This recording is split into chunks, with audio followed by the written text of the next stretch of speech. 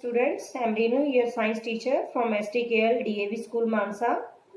I hope you all are fine. Today I am going to start the last topic of this chapter, difference between the animal cell and the plant cell. Let's start. So this is the diagram of the plant cell. Due to presence of the cell wall in plant cell becomes rigid as compared to animal cell. In plant cell, due to presence of cell wall, they can't show a large variation in their shapes.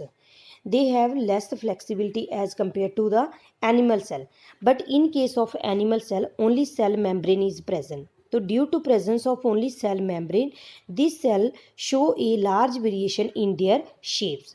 That's why animal cell has a more flexibility. Now we will discuss about the difference between the plant cell and the animal cell.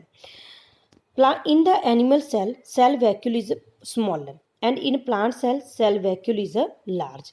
And in animal cell, no cell wall is present, but in plant cell wall is present. So that's why plant cells are rigid. Similarly, in case of animal cell, nucleus is present in the center, but in plant cell, nucleus is present on the side. And animal cells, many vacuoles are present. In plant cell, only one vacuole is present. Animal cells, no plastids are present. That's why they can't perform photosynthesis process, means they can't prepare their own food. But plant cell में plastids are present. That's why they can synthesize their own food. Next is the levels of organization in an organism. Levels of organization में क्या है, we already study in the class 6th में कि हमारे पास sales होती हैं बच्चे.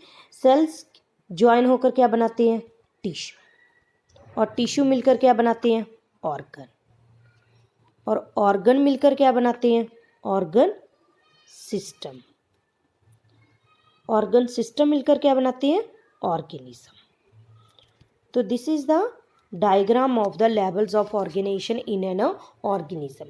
In unicellular organism में क्या, like amoeba.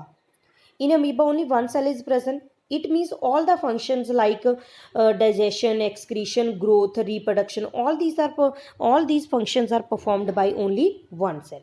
In multicellular cells में क्या होती है, multicellular organism that means कि have many cells.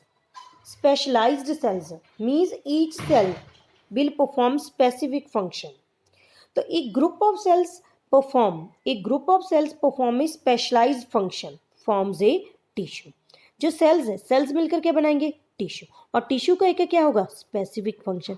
After that जो टिश्यूज हैं, टिश्यूज ज्वाइन होकर हमारे पास क्या बनाएंगे, एक और क्या बनाएंगे, ऑर्गन्स, और ये हमारे पास है, इसका क्या होगा, एक स्पेशलाइज्ड फंक्शन होगा. और आगे जो ऑर्गन्स है, ऑर्गन्स मिलकर क्या बनाती हैं, ऑर्गन सिस्टम, और इस ऑर्गन सिस्टम का क्या होगा, एक स्पेसिफिक फंक्शन होगा. फिर ऑर्गन सिस्टम के बाद क्या बन गए, हमारे पास there are various organ systems होते हैं, digestive system, respiratory system, circulatory system, excretory system. तो उससे क्या होता है कि हमारे पास एक प्रॉपर क्या है, ऑर्गेनिज्म बन जाता है. तो जैसे फॉर एग्जांपल हमारे पास क्या है, स्पिंडल शेप्ड हमारे पास सेल्स प्रेजेंट होते हैं. सेल्स ने मिलकर क्या बनाया, टिश्यू. फॉर एग्जांपल हमारे पास नर्वस टिश्यू बन गया, और नर्वस टिश्यू हमारे पास क्या है, इसके बाद कोई ऑर्गन बनाई, उस ऑर्गन का क्या है, एक स्पेसिफिक फंक्शन होगा. फिर हमारे पास क्या, एक ऑर्गन सिस्टम कौन सा, डाइजेस्टिव सिस्टम, और डाइजेस्टिव सिस्टम के बाद हमारे पास क्या बन गया है, क्या बन गया, पूरा एक organism. These are the questions of part D. Question number 4. Which cell organelle is called known as the powerhouse of the cell? Why is it so called? So mitochondria is known as the powerhouse of the cell. This is because they are responsible for cellular respiration and generation of the energy. Name the cell organelle responsible for imparting color to leaves and fruits of a plant. We already discussed about the cell organelles कौन सी है, chloroplast, chromoplast, leucoplast. तो chloroplast is responsible for imparting colour to the leaves and chromoplast responsible for imparting colour to the fruits.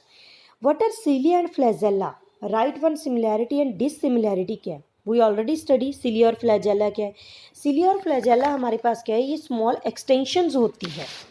Cell membrane के ऊपर।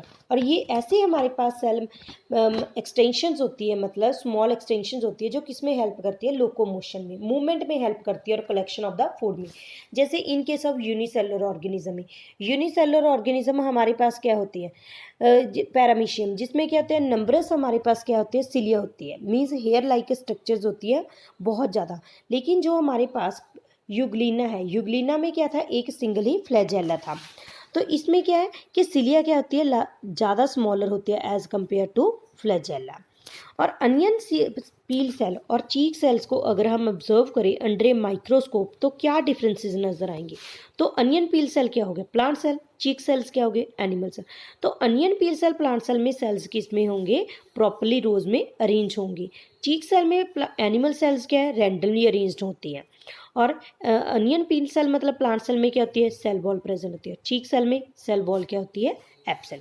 Next is the classify the following into cell, tissue and the organ, skin, fat cell, RBC, ear, muscle. Means we have to choose the cells, tissue, organ कौन कौन से है। तो sales में इसमें क्या है, हमने किया है, फैट सेल्स हो गए, आरबीसी रेड ब्लड सेल्स हो गए। टिश्यूज कौन से हैं, जो स्पेशलाइज्ड फंक्शन कर रहे हैं, कौन से, जैसे ब्लड है, ब्लड का एक स्पेशलाइज्ड फंक्शन है, मसल्स है, मसल्स का एक स्पेशलाइज्ड फंक्शन है।